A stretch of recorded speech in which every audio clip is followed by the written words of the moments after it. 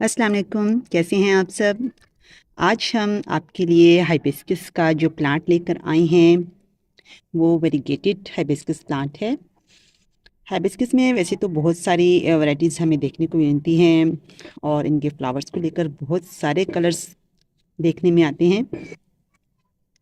लेकिन ये प्लांट एक ऐसा प्लांट है कि अगर इसमें फ्लावरिंग ना भी हो रही हो, तो ये ख़ुद में एक खूबसूरत लीव्स वाला प्लांट है।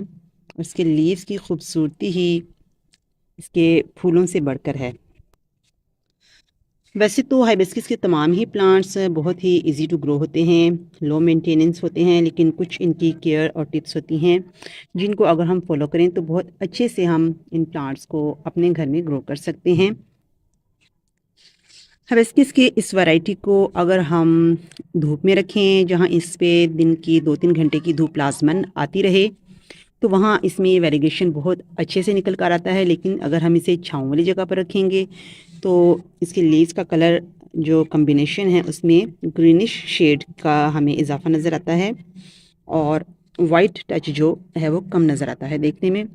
जैसा कि आप इसके ऊपर के लीव देख रहे हैं, जिन पर ज़्यादा धूप आती है उनमें वेरिगेशन बहुत ज़्यादा है, बनिस्बत जो नीचे के लीव्स हैं जो थोड़ा शेड में रहते हैं उनमें ग्रीनिश शेड ज़्यादा है। आहिस्ता आहिस्ता इस प्लांट की हाइट बढ़ती चली जाती है और ये तकरीबन 3-4 फीट या मैक्सिमम 5 से 6 फीट तक भी इसका कद हो सकता है अगर इसे ज़मीन में लगाया जाए। इसके अलावा इस पर फ्लावरिंग भी होती है। इस पर रेड कलर के फूल आते हैं जो देखने में बहुत खूबसूरत लगते हैं, स्पेशली इसके वेरीगेटेड लीव्स के साथ रेड कलर के फ्लावर्स बहुत खूबसूरत लगते हैं। बाकी तमाम हाइबिस्कस की वैराइटीज़ की तरह इसकी भी केयर सेम ही है। जैसा कि आप जानते हैं कि हाइबिस्कस को बिल्कुल कंजस्टेड एरिया में रखना पसंद नहीं, तो हम इसको थोड़ा खुला एरिया देते हैं। इसी तरह इसको बहुत ही अच्छी वेल ड्रेन सॉइल भी चाहिए होती है, लेकिन बहुत ज़्यादा रेतीली मिट्टी में हम इसको ग्रो नहीं करेंगे। एक सन लविंग प्लांट है और इसको बहुत ज़्यादा रेतली मिट्टी में अगर हम रखेंगे तो बहुत ज़्यादा इसमें पानी की कमी हो सकती है, क्योंकि जो भी सैंडी सॉइल होती है वो बहुत जल्द ड्राई हो जाती है। तो हाइबिस्कस के जितने भी प्लांट हैं उनको पानी बहुत ज़्यादा अच्छा लगता है। तो जब भी इसकी सॉइल की सरफेस हम ड्राई देखेंगे तो हम इसको फ़ौरन पानी देंगे।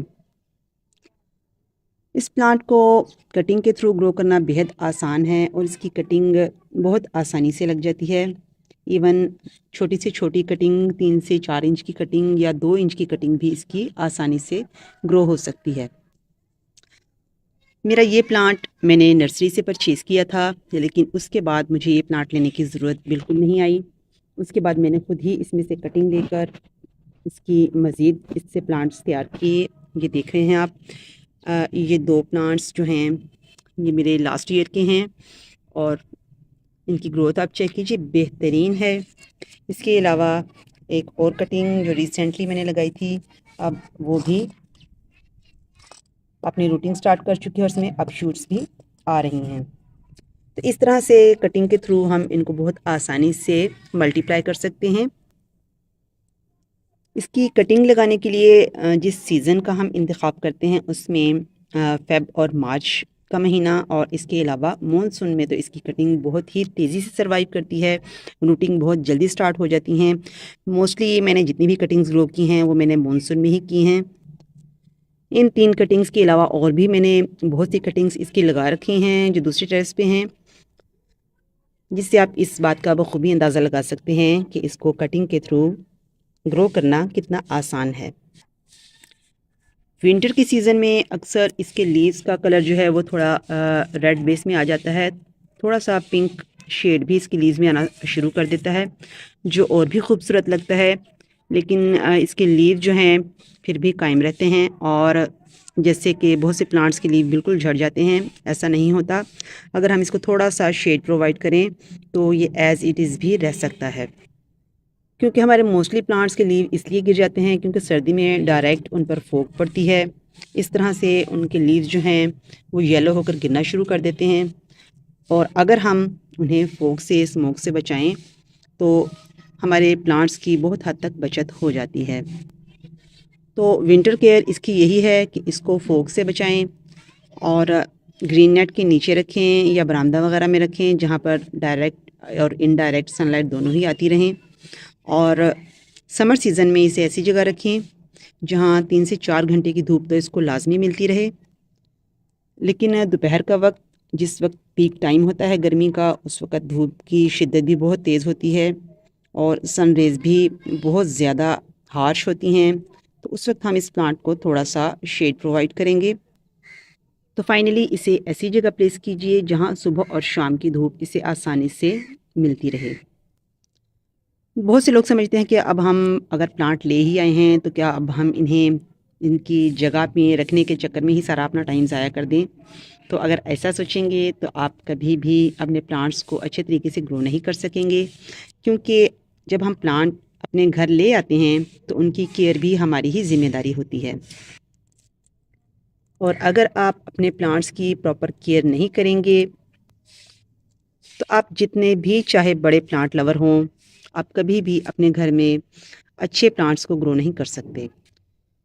या यूं कह लीजिए कि हार्डी से हार्डी प्लांट भी आपके घर में सर्वाइव नहीं कर सकेगा। और आम तौर पे हमारे गार्डन में ऐसे ही प्लांट्स बहुत ज़्यादा होते हैं जिन्हें बहुत कम केयर की ज़रूरत होती है, और हाइबिस्कस भी इन्हीं में से एक प्लांट है।